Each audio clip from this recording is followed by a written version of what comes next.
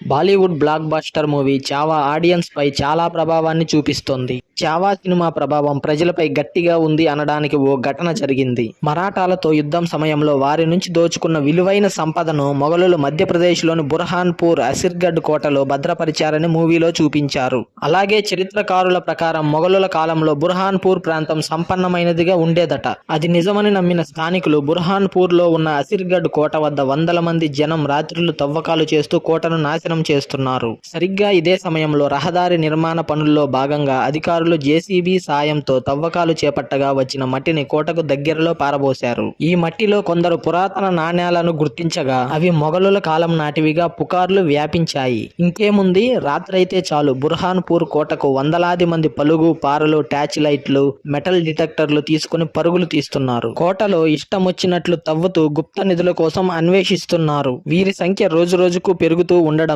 అధికారులు తలలు పట్టుకుంటున్నారు. పోలీసులు తవ్వకాలు చేపట్టడం నేరమంటూ స్థానికులకు హెచ్చరికలు జారీ చేస్తున్నారు.